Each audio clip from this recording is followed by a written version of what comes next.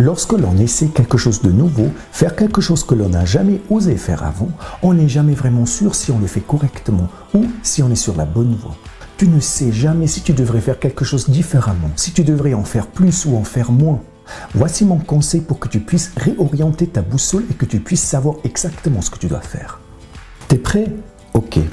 Arrête de réfléchir à ce que tu devrais faire et concentre-toi sur qui tu aimerais devenir. Si tu avais envie par exemple d'être un meilleur mari et que tu devais maintenant décrire le meilleur mari qui soit un mari de rêve, comment le décrirais-tu?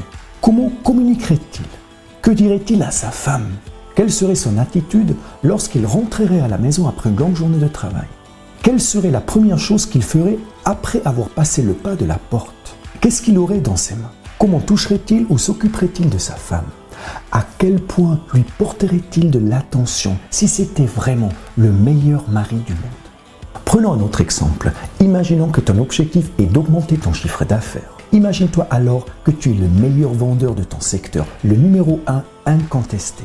À quoi ressemblerais-tu? Ta présence, ta façon d'être, quels seraient les traits de caractère, les qualités et les valeurs qui feraient de toi le numéro 1?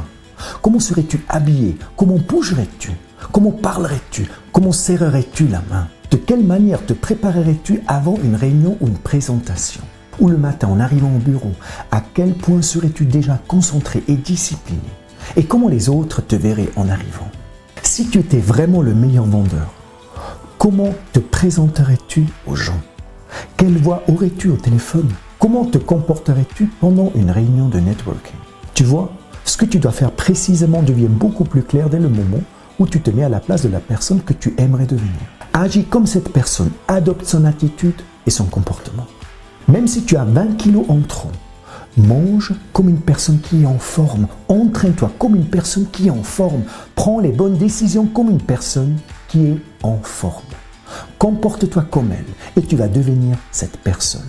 Alors, quelle personne dois-tu devenir et que dois-tu faire pour vivre la vie dont tu rêves? Ce que je te propose aujourd'hui est facile. Pose-toi toujours la même question. Qu'est-ce que la personne que j'aimerais devenir, mon exemple, ferait à ma place? Jusqu'à ce que cela devienne un automatisme pour toi. Ensuite, fais toujours ce que ton exemple ferait à ta place. Deviens cette personne, prends son identité et mets-toi dans sa peau. Comporte-toi comme un acteur qui se prépare pour un nouveau rôle. Étudie et apprends minutieusement ce rôle. Exerce-toi et entraîne-toi tous les jours. Joue ce rôle du réveil jusqu'au coucher, dans les moindres détails. Fais semblant d'être cette personne jusqu'à ce qu'un jour, tu deviennes réellement cette personne.